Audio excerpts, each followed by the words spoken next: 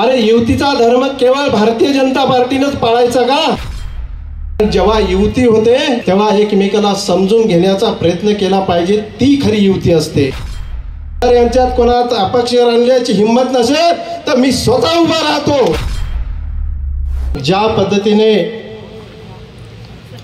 आपण बघतो आहे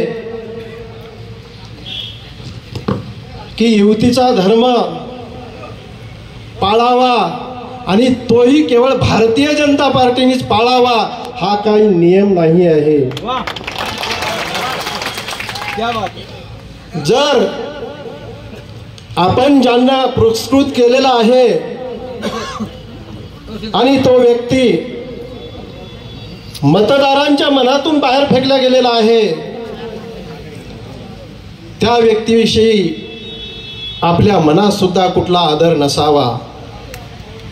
तुम्हाला माहित असेल नसेल, मला माहिती आहे लोक बोलायला भितात, पण या वाघानं हेमंत पाटलाच्या विरोधात वृत्तवाहिनीला माहिती दिली की हेमंत पाटील कधीच निवडून येणार नाही.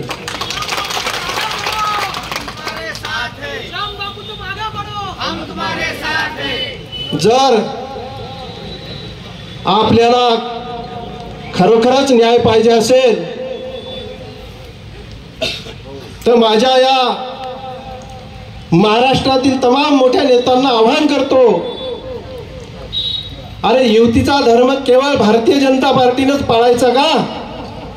इतरांनी पाळू नये का? आपण बघितलेलं आहे एका आमदाराने आपल्या कार्यकर्त्यांविषयी काय वाईट बोलला, असं बोलायला नको आहे. कारण जेव्हा युती होते तेव्हा एकमेकाला समजून घेण्याचा प्रयत्न केला पाहिजे, ती खरी युती असते. जेव्हापासून हेमंत पाटील खासदार झाले कुठल्याही भारतीय जनता पार्टीच्या कार्यकर्त्याला त्यांनी कधी विचारलं नाही, माझ्यासारख्या व्यक्तीचा फोन उचलत नाही तो माणूस.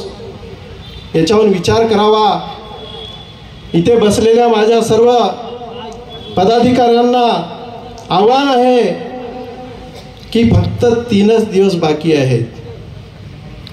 3 दिवसात तुम्ही काय करणार आहेत? कारण यांची जी असलेली तळमळ, यांची असलेली हाक, यांची असलेली ओरड तिथपर्यंत आपल्याला पोहोचणं काळाची गरज आहे. जर भारतीय जनता पार्टीचे वरिष्ठ नेते इथे कुठे निर्णय घेत नसतील, बंधूंनो मी तुम्हाला इथंच आवाहन करून सांगतो, जर यांच्यात कोणात अपक्ष आणण्याची हिंमत नसेल तर मी स्वतः उभा राहतो. कारण यावेळेस हेमंत पाटलाला कुठलीही माफी मिळणार नाही.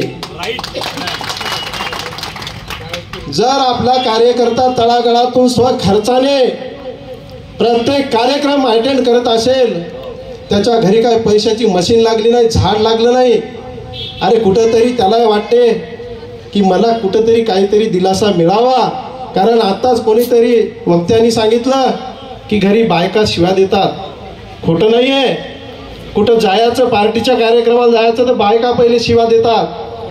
हे सगळं मनावर दगड ठेवून हे लोक पक्षवाढीचं काम करतात, परंतु त्यांचा विचार कोणी करायला तयार नाही आहे. कवी मागे पण बंधूंनो, हे लोक पक्षाचा निर्णय तिथपर्यंत कळो अथवा न कळो, आपण सगळ्यांनी तयार राहायचं. विषय संपला. कोणी हेमंत पाटील नाही, कोणी नाही. इथे फक्त भारतीय जनता पार्टीशिवाय दुसरा कोणी उमेदवार राहणार नाही.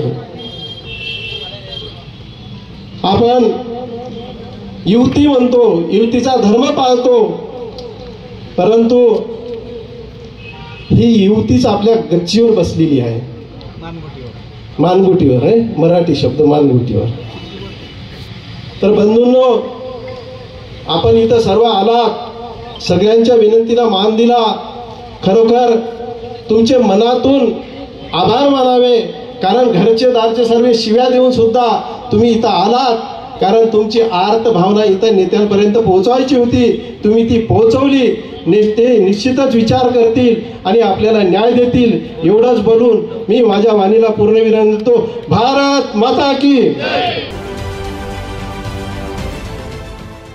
देश विदेशातील प्रत्येक घडामोडींचे लाईव्ह अपडेट मिळवण्यासाठी आता साम टीव्हीच्या सर्व सोशल मीडिया प्लॅटफॉर्मला लाईक, फॉलो आणि सबस्क्राईब करा. तसंच सर्व नोटिफिकेशनसाठी बेल आयकॉन प्रेस करायला विसरू नका.